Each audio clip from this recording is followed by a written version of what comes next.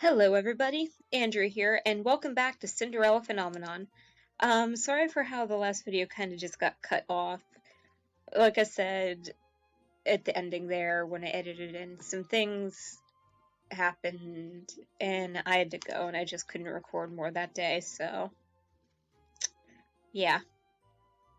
Anyways, we're back now, and we're going to continue here with Mr. Rumpel. I'm not exactly sure what the last dialogue I left on was, so here. Let's go from here. Anise enters the store by herself at one point, leaving me alone with Rumpel. I'm a mysterious man, aren't I? I turned to look at him and noticed the easy smile adorning his face. A man with amnesia is full of secrets, after all. I bet you're even more curious about me. Women always love mysterious men. I do not particularly care. But Princess, if my curse is my amnesia, then shouldn't you care somehow? As partners, we're going to help each other out, right? I do not see how I can help you with your amnesia. Maybe this is a spell that is only broken by true love's kiss. Shall we see? Why'd you get closer, Rumpel? No. Rumpel, no. He leans toward me with a playful smile on his face. I'm accustomed to this behavior by now, so this does not faze me, and I merely sigh at his nonsense. I have red glasses like Rumpel. Maybe someday I'll cosplay as Rumpel. You already said yourself that you need to gather entries from some kind of journal. Oh, Princess, you're no fun. A little kiss wouldn't hurt anyone. I would die before I kiss you. Well, that's a little harsh. Princess, that's so sad. He says that, but he's still smiling. Why is he so unfazed by everything I say to him? Because he's like Maso Mikita. You only ever have terrible suggestions. It was a mistake to trust you might have good advice. But I have great ideas. You haven't helped with my curse at all. I've been trying, though. You haven't even told me how to get a good deed. I told you before, Princess. Compliments make a person happy, and making a person happy is a good deed. So you flirting with women and using shallow compliments on them is a good deed?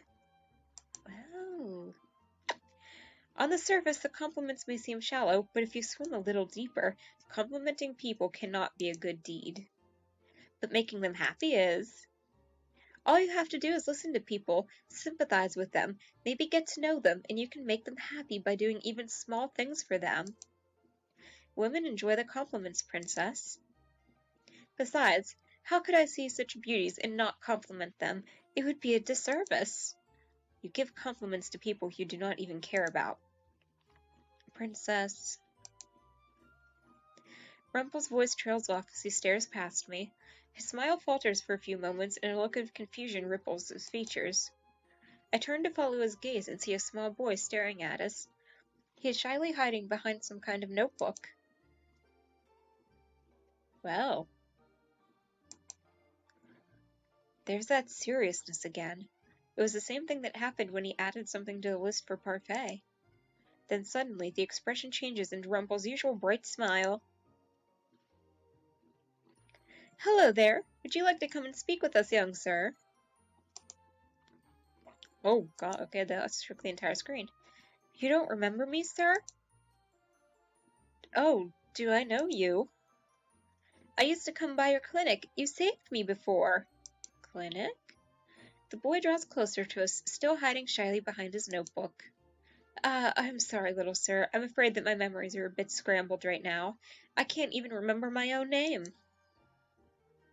Really? Where is Anise? Why is she taking so long? The last thing I want to hear is a conversation between Rumpel and some child. Is he going to shower this boy with compliments too? It's a shame that I can't remember a boy as bright as yourself. And there it is. I'm not that bright, sir. Not as bright as you, but I want to be. Aw.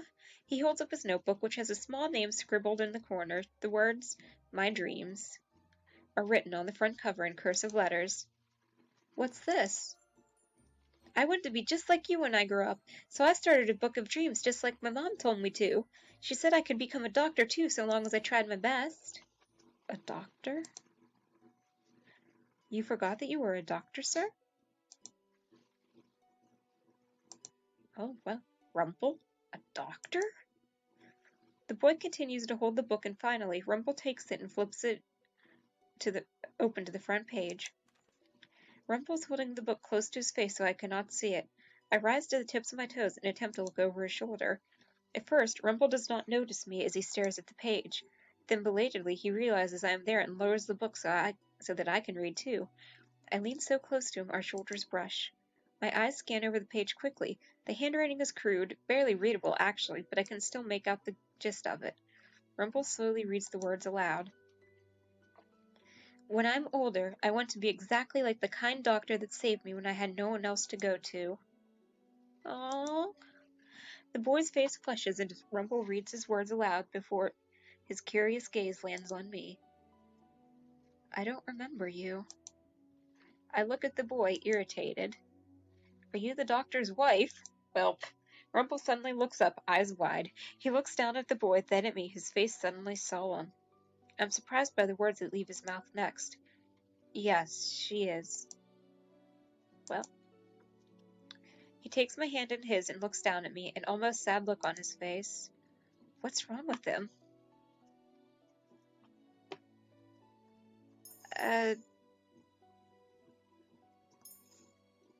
Pull my hand away, slap him. I don't want to do either of these right now.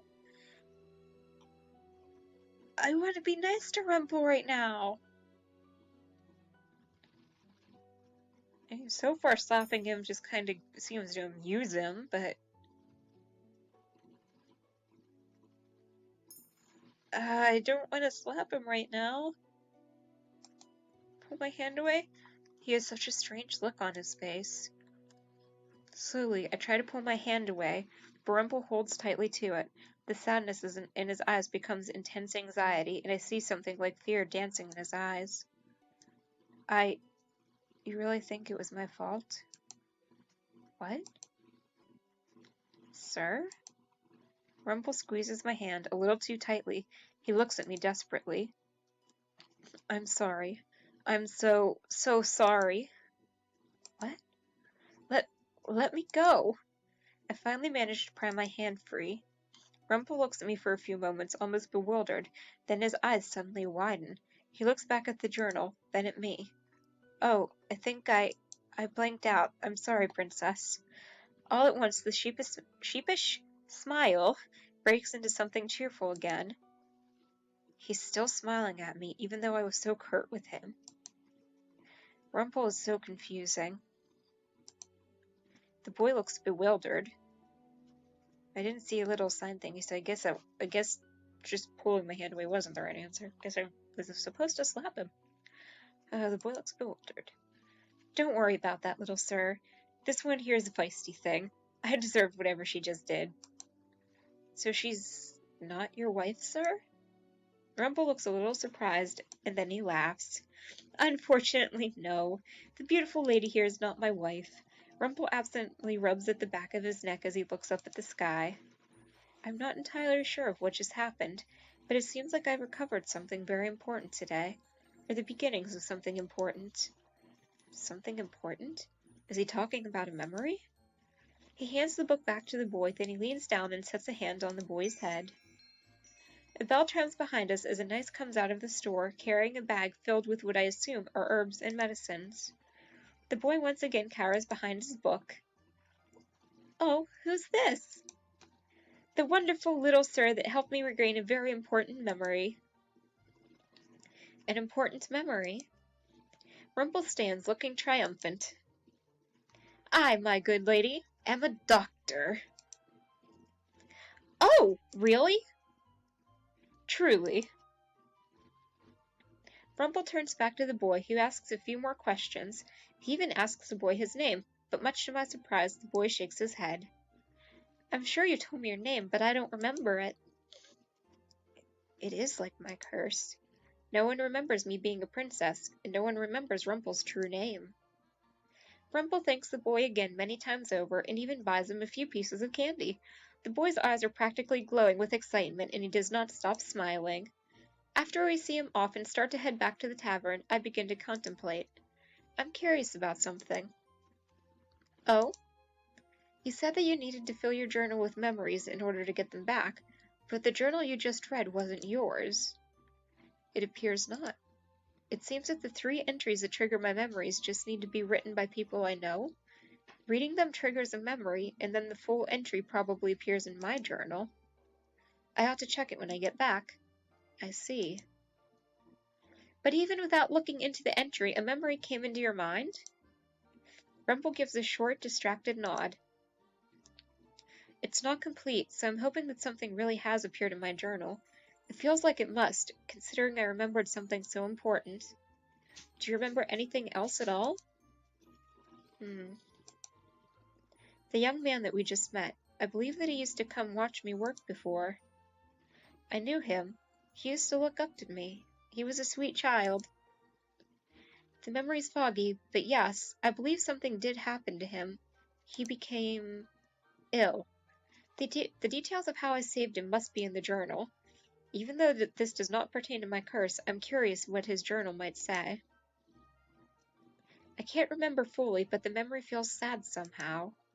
He turns to me, eyebrows knit together. It is strange to see him with such a serious expression on his face. I am really sorry about earlier, Princess. I think I was on the verge of a memory, but then I got tangled up in my head. I'm surprised by a sudden change in topic. I shake my head slowly. He's quiet for a few moments before suddenly his smile comes back and he laughs jovially, telling us that there is no point in worrying. At the town's outskirts, I turn, feeling eyes on my back, but no one's there. We give Parfait the medicine we purchased in town, as soon as we arrive back at the Marchen. Then, Rumpel proudly announces that he is a doctor to anyone that will listen to him.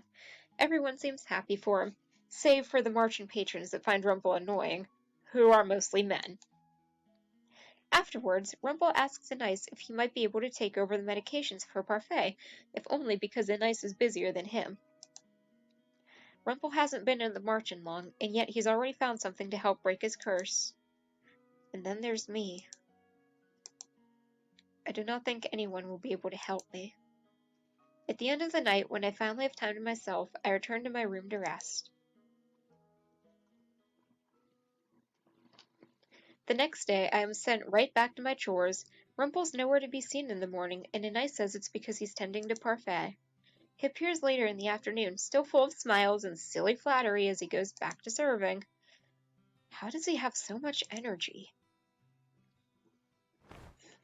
At the end of the day, I plop down on the settee to rest. Settee, again, not sure about that word. My legs are weak from all the walking I've done today, and I can still feel the tiredness in my arms from the sweeping with Mr. Broom. Princess? I notice Anise standing beneath the doorway, smiling at me uncertainly. Thank you for your work today. Why is she thanking me for work I obviously do not want to do? It's not as if I've asked to do any of this. But you still help. Anise nervously shifts on her feet. So I, just wanted to say thanks. When I do not make any effort to continue speaking with her, Anise gives a nervous little nod before heading back toward her room. Not long after her departure, I hear an exuberant and familiar voice. I should count my lucky stars, for they are giving me a rare opportunity to meet with my lovely princess this late at night. Rumpel, I should have gone to my room.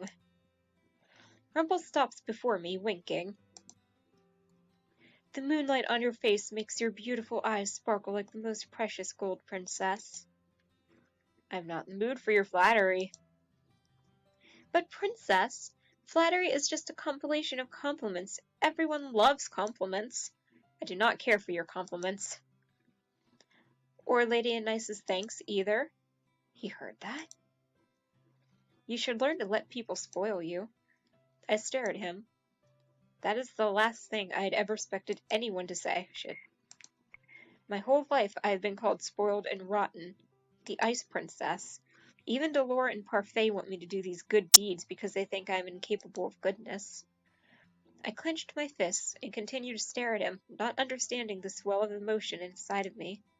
Why is he being so nice to me? Your first lesson is learning how to let people spoil you. He draws back his hand, reaches into his pocket, and presents me with a small yellow bag. What's this? For you, my sweet princess.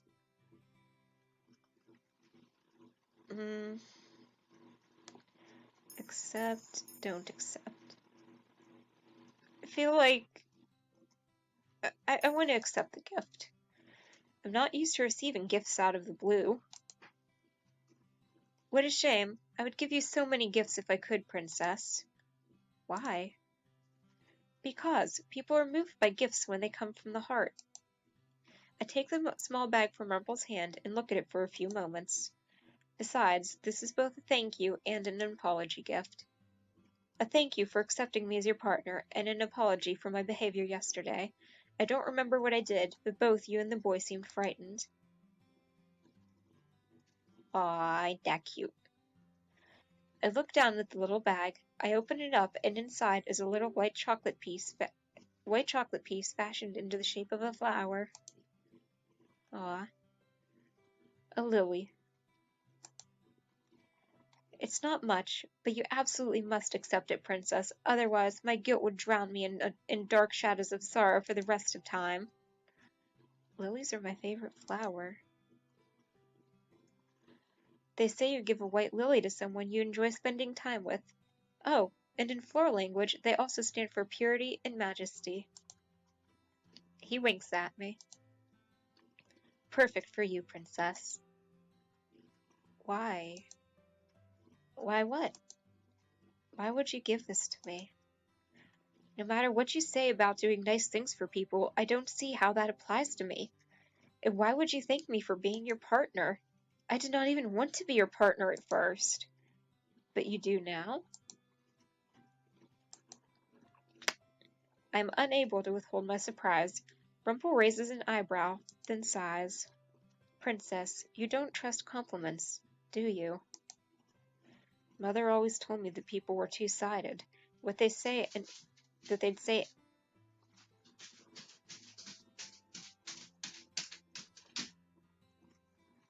Okay, I thought I heard something, but I guess not. That they'd say anything to make you believe they were your friend. No. Never fear, my sweet princess.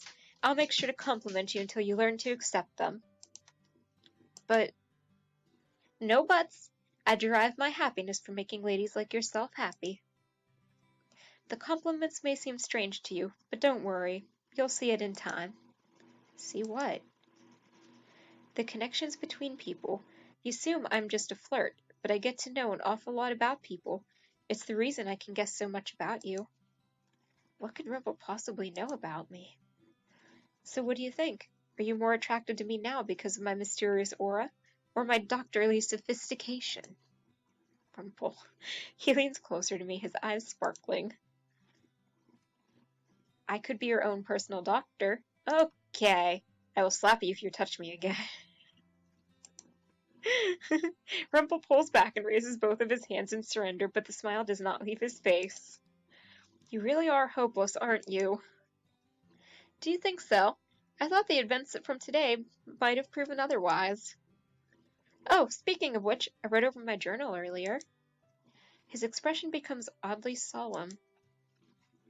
Shall I enlighten you? Why would you tell me all of this? Oh, you're not interested. I thought you might be since I was your partner. If I don't listen, you'll still tell me regardless, so feel free to share. Rumpel sighs as he flips the journal open. Unfortunately, it was not much. The memory began coming together again as I was reading, but a lot of it still doesn't make sense.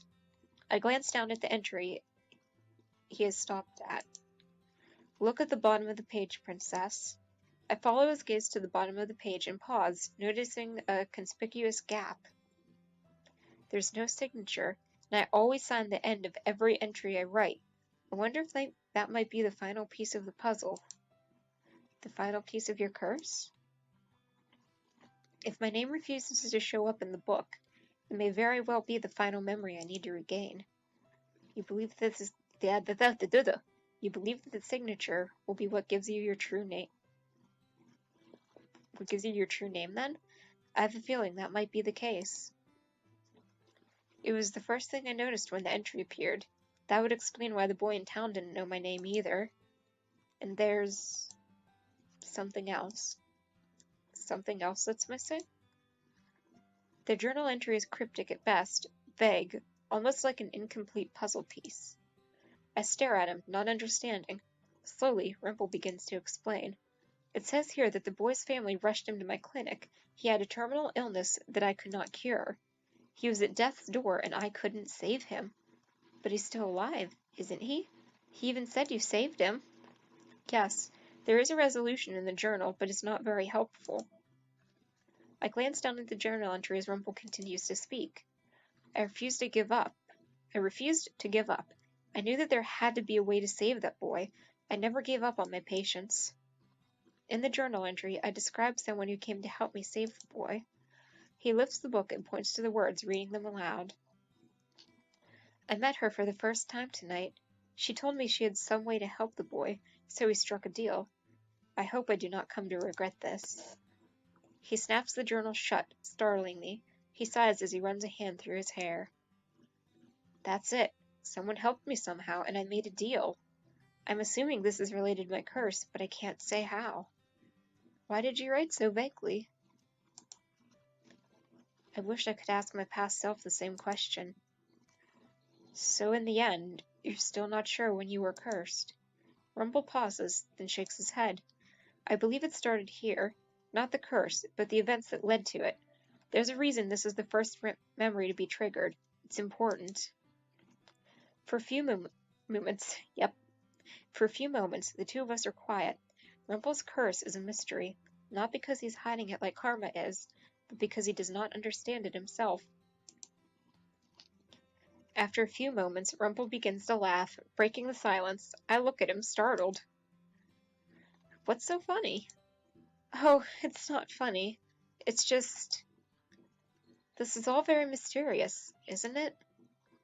And my mysterious past makes me more alluring, doesn't it? Rumpel. If only Rumpel could take such a serious moment and change it into this. Well, what do you think, Princess? Are you drawn into the mystery of it? Rumpel, stop. I have no choice. You'd tell me even if I didn't want to know. Oh, but you do! I can see the curiosity in your lovely golden eyes. And I could see it earlier today, too. Thank you for accompanying me to town. I believe that I only met the boy because you were there to guide my way. We were looking for medical supplies. That boy appeared through mere coincidence. No, it was more than coincidence. It was destiny. Fine, whatever you say. Listening to him is exhausting. It makes me realize how tired I am. And all of these revelations are making my head spin. I'm going to bed now. I'm too tired for this. It has indeed been a busy day. We will continue this enlightening discussion some other time. Perhaps. I turn to walk away with a little chocolate in my hands. As I walk back towards the darkness of the hallway, Rumpel's soft voice echoes behind me. Sweet dreams, my princess. Aww. Chapter 4, A Compliment's Value. Well, it's time for a nightmare, so. You waited, but the children didn't come, did they? They promised they'd be back today. They promised we even crossed pinkies. Promises are futile, dearest heart. But I've told you before, and I'll tell you again, people are selfish creatures. They will always put their own well-being before others. No one does anything selflessly. To put your trust in someone is weakness, Rhea. Even those that make promises will only keep them if it benefits them. And you, my sweet, were obviously not beneficial to those children. So they didn't like playing with me? No, they did not. Come here, darling. You do not need those other children. The two of us can play together as we always do. I can always trust you, Mother? Of course, my love. No. Bad. Not good. Alright, now we're gonna save. And we're gonna end this video here. Well, yeah. I think this will be a good stopping place. We got through that little nightmare. We had some really nice, cute, sweet moments with Rumpel that made me really happy, honestly. And I'm really glad I picked his route because it's so cute. Also, really kind of sad, but he's really cute and sweet, and I adore him so much. But, anyways, thank you guys so much for watching. I hope that you enjoyed this video and that you're liking this story as much as I am so far. Let me know what you think in the comments down below. And I hope y'all have a good day or night wherever you are. And I'll see y'all next time. Bye!